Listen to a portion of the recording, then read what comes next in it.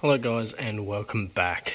Today I thought I'd do a little bit of a different video, and I thought I would run through some things that if you're a new buyer buying a Y62 Patrol, some things you should know about them before you go ahead and pull the trigger on one. Also, people that already do have a Patrol, some things that you should look at upgrading depending on the path you're taking with your Patrol, which will also coincide with new people buying their Patrols and perhaps not knowing too much about them, or not really knowing the ins and outs of them and stuff that the dealer isn't going to tell you about these cars. So without further ado, let's kick into today's video.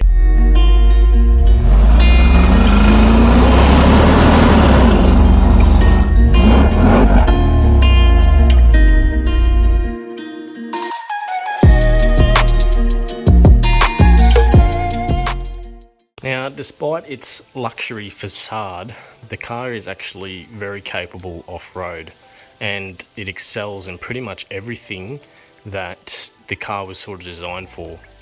Now, a lot of people will be buying their Patrols simply to tow.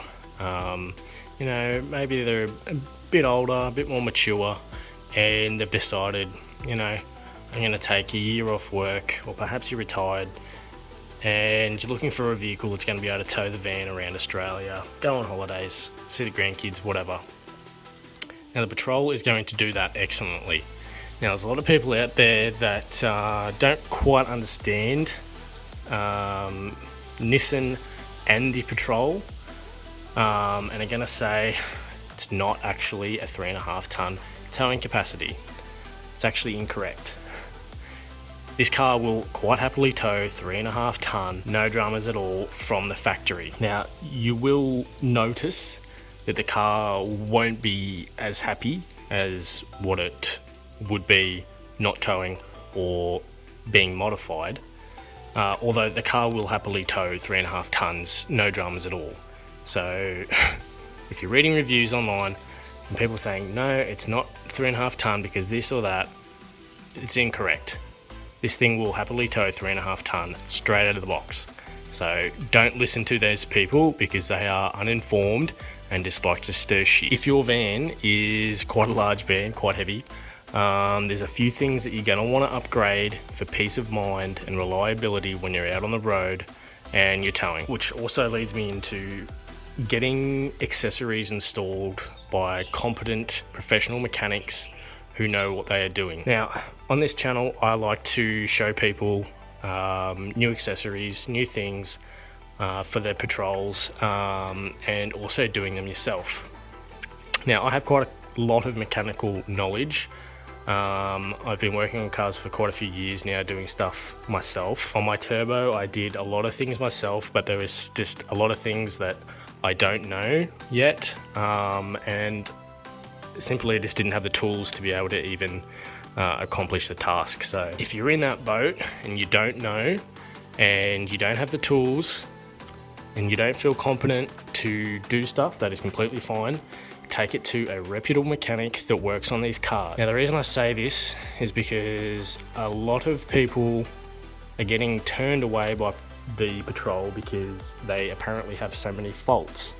Now, this is incorrect. The Patrols don't really have that many faults. Yes, they do have issues, and things do go wrong, just like on every single car that has ever been manufactured.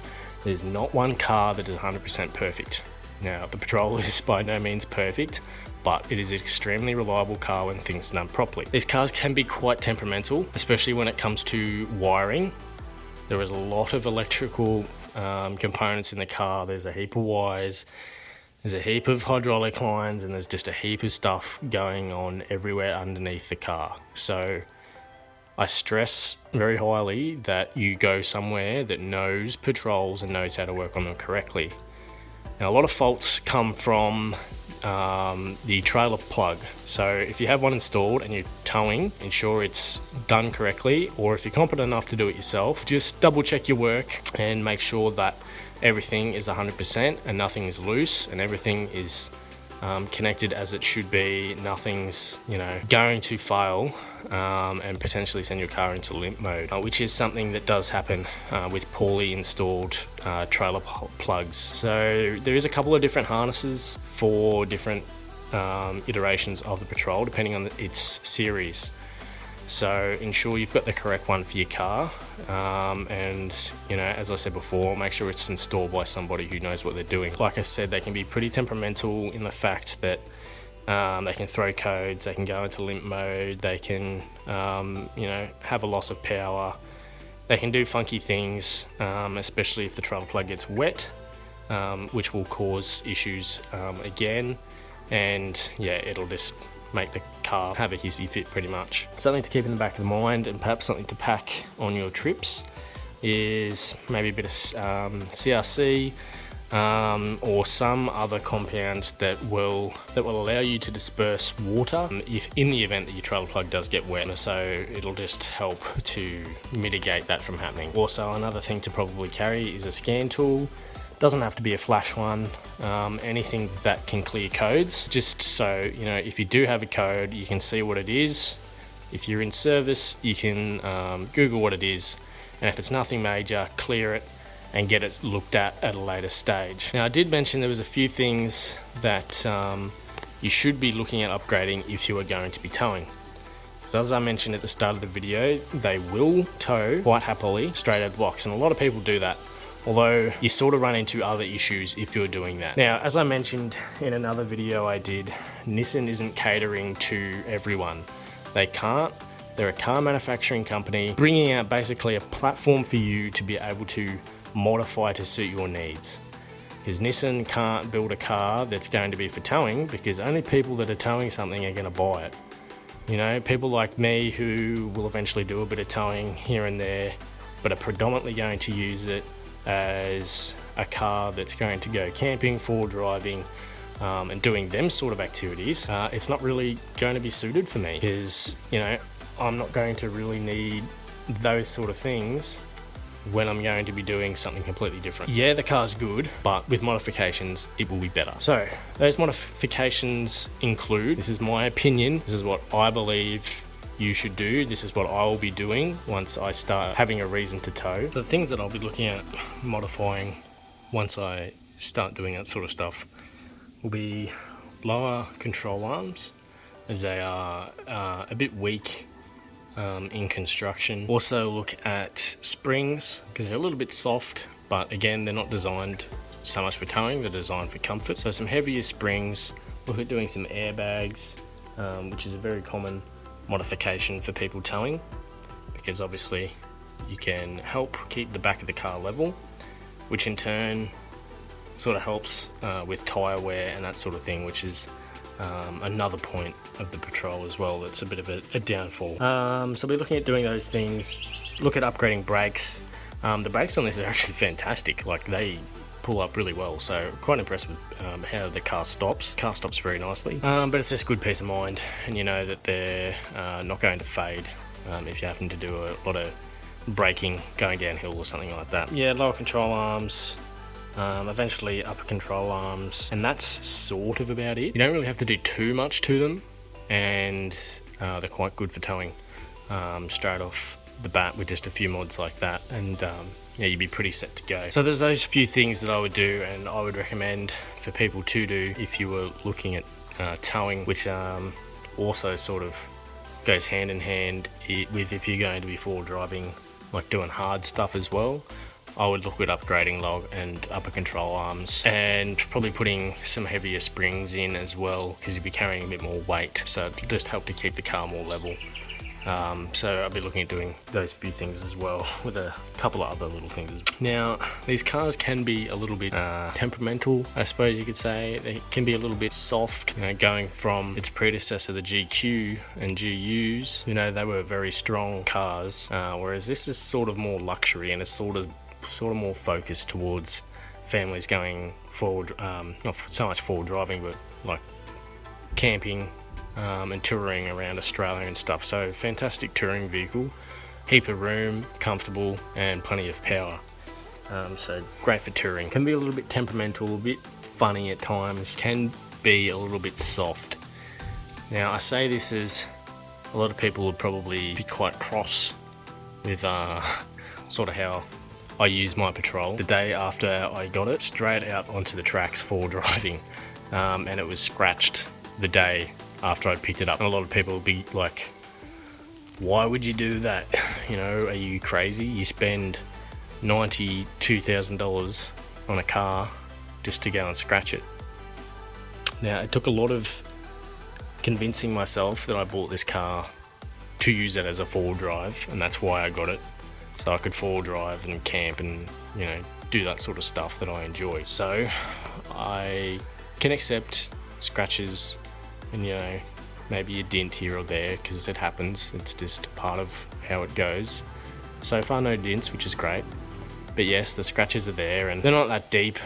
You know, every time I give it a clean, if I see one, I'll just give it a bit of a buff, and, you know, majority of them will come out, so I'm not really that upset. And especially with this colour, you can't really tell from a distance, or, you know, even really looking up close, it's quite hard to tell where the scratches are. And, you know, I've carried around the rock sliders in here, from here to Victoria, and, you know, they sort of scratched up the boot a bit, and scratched up the passenger side rear door a little bit, and rubbed on the leather, and, you know, completely different contrast from when I had my GQ Patrol. You know, I'd send that thing everywhere and couldn't care less. But in this, I'm a bit more cautious, and you know, like, oh, I don't really want to do that because it looks like I'm going to break something. They can be a little bit softer, but that's that like luxury aspect coming into it as well. In saying that, the driveline and the powertrain are quite good.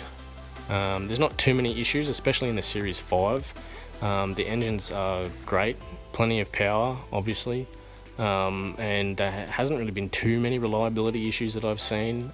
In the early models, Series 1 and 2, timing chains were a big issue, but in these, you know, with the correct maintenance and looking after them, I haven't really seen any dramas. With a lot of these, this style of engine, how its fuel delivery is, it can carbon intake valves and stuff very easily. So it's recommended that every service you chuck in some petrol intake cleaner, just at every service, whether it be 5,000, 7,000, 10,000 Ks, whenever you like to service your car. Squirt some of that in it, follow the instructions on the can, and do what it says. And that just helps to prevent carbon buildup and having a loss of power and efficiency as the car does get older.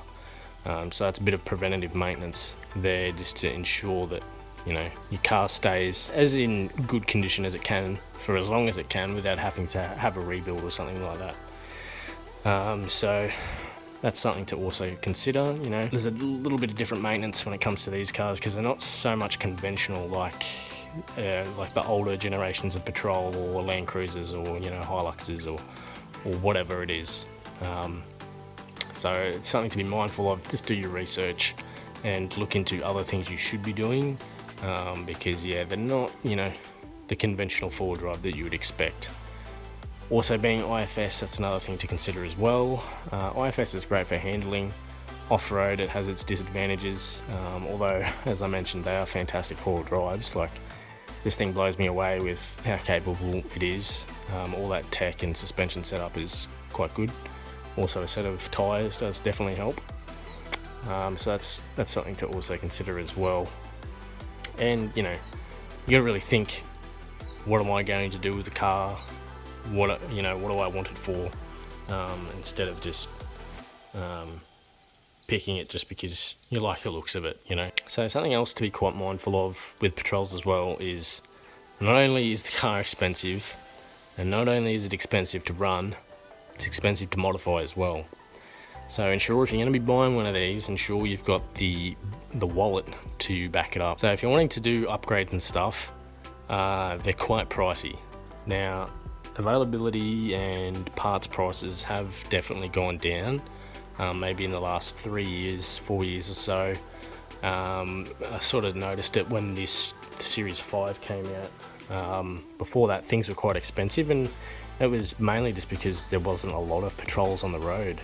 You know, they weren't so popular, but now they've really blown up, and a lot more places are doing stuff for the patrols, and that competitive nature of the market has allowed prices to drop a bit more, which is good for obviously the consumers. So that's something to be mindful of as well.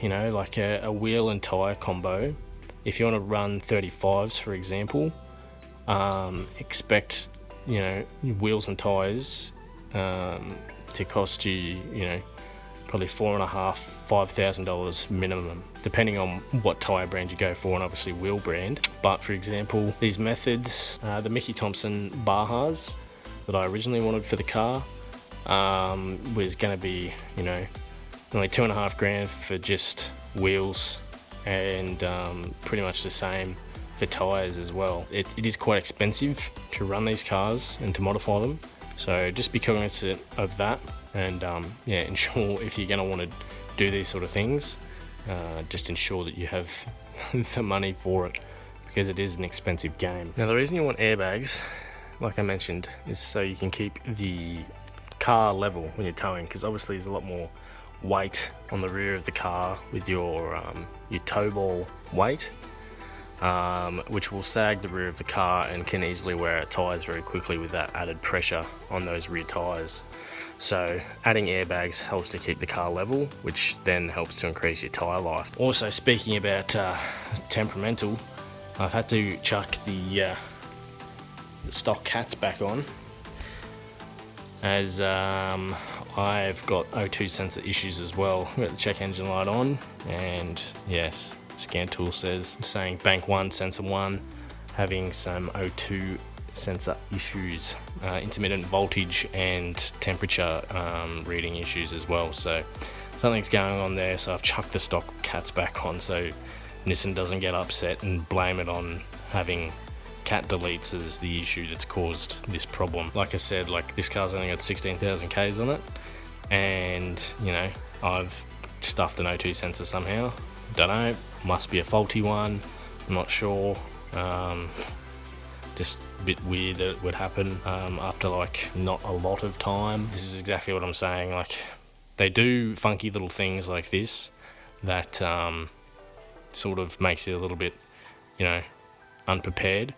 So that's why I say bring things that are a little bit more unconventional, because you just never know when this sort of stuff is going to happen. So it's booked in with Nissan for next week, so they're going to diagnose it, even though I've already told them what it is. So they'll diagnose it and they'll see that there's that sensor fault. Hopefully they'll just replace it and there'll be no dramas. Apparently there's also like pre-filters in the manifolds as well that can stuff up as well, so a little bit strange as to why that would be in there. There's a lot of restriction on these engines, like every little filter and stuff that's in the exhaust system is going to negatively affect how it flows, so that's a bit poor if that is true. I'm unsure, I haven't done much more research into it other than one quick little read. They can get blocked up and fail as well and cause issues, so if that's the case, I'm glad Nissan will be doing that one, because the manifolds are very hard to get to, so that's definitely not a job that I would like to tackle. So yes, just to reiterate, you never know when these little stupid things are going to happen. Obviously it's not affecting how it's driving, it feels pretty much the same. A little bit more sluggish now that I've put them cats on. I can definitely tell the difference. Feels a lot more free of flowing and revs better without them cats on there, so it goes back to what I said, they're very restricted. You know, 2 sets of cats for each bank, it's pretty wild. More flow is always better, but anyway, gotta conform to the emissions. So guys, that'll wrap up today's video. Just a little bit of a quick guide for newer buyers who are perhaps a bit unsure about purchasing a new Y62, unsure about the things that they need to be prepared for, and you know, things that a bit of knowledge that'll help them make their decision about whether or not the car is right for you. Don't get me wrong, they're a great car, and for the most part they are quite bulletproof, although you know, they do have their little funky moments, but they do give, you know, hundreds of thousands of kilometers of joy-filled driving. There's plenty out there that are now clocking over 300,000 Ks without too many issues, so they definitely do last. It's just, yeah, they do funny things from time to time. So guys, I hope you've enjoyed today's video. There's going to be a very special video coming towards the end of the month. Stay tuned for that one. It's going to be quite interesting, a little bit different than what we typically do. The patrol won't really be involved in this video. But I know a lot of people out there are going to enjoy it, and I'm definitely going to enjoy that one too, so stay tuned for that. So until next time guys, take it easy, and I'll see you at the next video.